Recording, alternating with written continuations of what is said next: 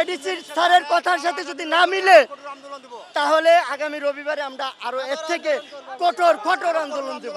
আমাদের কোনো ডিক্লিয়ার না দিয়ে তারা 3 দিনই তো অটো উঠাই দেবো রাজপথ থেকে।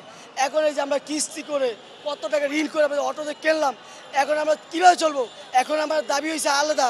আমার দাবি হয়েছে হাইকোর্ট থেকে আবার আপিল করে ঘোষণা দিতে হবে যে অটো রাজপথ চলবে, আর না হলে এই অটো দিয়ে উড়াই দিতে হয় সরকারকে। ওয়াটারের অটো যে ক্ষতিপূরণ আছে যেটা কিনছি, এটা ক্ষতিপূরণ দিয়ে অটো উঠায় নেক, নাহলে বাংলাদেশের থেকে অটোর পাসপোর্টের ইম্পোর্ট বন্ধ করে দেখ, না হলে আমাদের নামানো বন্ধ, আমরা রাজপথ ছাড়বো না।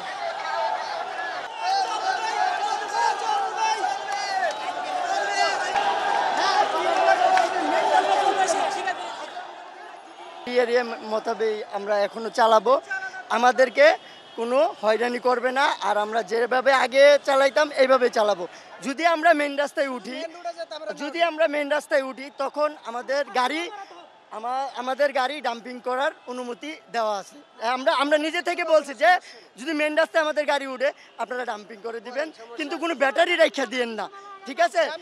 আর স্যার এডিসি স্যার কথা দিছে যে হ্যাঁ আপনারা আপনাদের নিয়ম অনুযায়ী আপনারা চালাইবেন, আপনাদেরকে কেউ ধরবে না।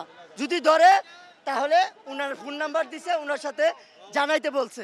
হ্যাঁ, আর কালকে হাইকোর্ট থেকে কাগজ আসবে কোন এরিয়াতে চলার জন্য, হ্যাঁ কোন এরিয়াতে চলবে গাড়ি এবং কোন এরিয়া পর্যন্ত শেষ, কালকে নাকি হাইকোর্ট থেকে কাগজ তারা দিবে, এটা এডিসি স্যার বলছে।